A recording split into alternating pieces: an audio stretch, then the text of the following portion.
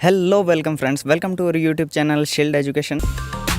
नमस्कार जी। माता जी ने कभी मुझको ये नहीं कहा कि बेटा तुम बहुत अच्छा कर रहे हो। जब 100 में से 95 ले आइए तो कहती थी 100 में से 100 क्यों नहीं आए। ये काफी आपकी हम्बलनेस को दिखाता है कि आप अपने अचीवमेंट को अचीवमेंट ही नहीं मानते हैं। बीएससी फिजिक्स मैथमेटिक्स स्टैटिस्टिक्स के साथ में लखनऊ यूनिवर्सिटी से करी कि अगर मुझे पीएचडी करनी है तो मुझे और कहीं क्यों जाना है। पढ़ाई के अलावा हम सब चीजें देख लेते हैं कि इस कॉलेज में क्या है क्या नहीं है। आप सिर्फ पढ़ाई का बोल रहे हो। पर नहीं कहते और क्या करने जाएंगे यूनिवर्सिटी में। आपने अपना पीएचडी रिसर्च जो है वो किस बेसिस पे चुना था? तो जो पीएचडी होती है वो हमको एक सोचने की ट्रेनिंग देती है। कोई अगर तुम्हारी कॉपी के सही सवाल को काटने की कोशिश भी करे तो 60% के नीचे ना काट पाए। तो शायद वो मेरी जिंदगी का सबसे पहला अवार्ड था। इस अवार्ड की खबर मुझे आई थी कि मैंने अपनी नौकरी ज्वाइन की। हमें किस डायरेक्शन में जाना है और हम क्या कर सकते हैं। भरोसा हमारा डाइकोटोमस वेरिएबल है, बाइनरी वेरिएबल है, उसकी वैल्यू 0 1 होती है। मैंने अपनी थीसिस किसी तरह से जमा कर दी थी बस, लेकिन उसको अगले दिन बताया गया कि नहीं, आप अपना टिकट कैंसिल करा दो, आपका हो गया है और आपको अभी ज्वाइन।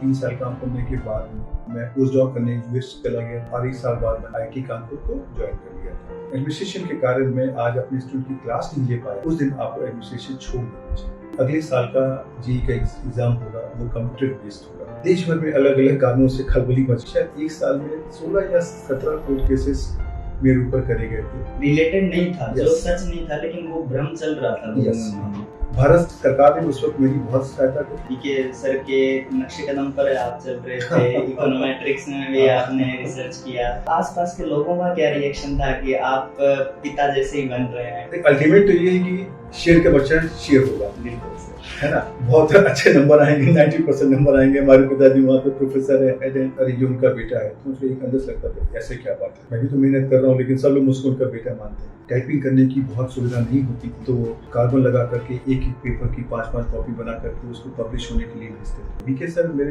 बीच में आज भी है। मैं ये मानता हूँ कि ऑफिस गए हैं। कल मैंने उसको मैच देखा था, उसने छक्का मारा, उसने चौका मारा। टीवी चलता था आधा घंटा 1 घंटा, तुम उसमें से एक हो जाओ। और मैं सच बोल रहा हूँ, मैंने उस वक्त टीवी को ऑफ किया है। सीआर राव के साथ आपकी पहली मुलाकात कब हुई? प्रोफेशनली पहली मुलाकात साउथ कोरिया में इंटरनेशनल स्टैटिस्टिकल इंस्टीट्यूट की कॉन्फ्रेंस हुई थी। हम लोग की खाली ईमेल से बात होती थी। उनकी एक लाइन की मेल आएगी, शैल प्लीज ऐड से बैगिंग एंड बूस्टिंग। उसका जवाब कभी नहीं आता था। ये मतलब मेरे लिए एक से एक मतलब इंटरेस्टिंग बात आप बताते जा रहे हो। 85 की एज में बुक लिखना स्टार्ट करना।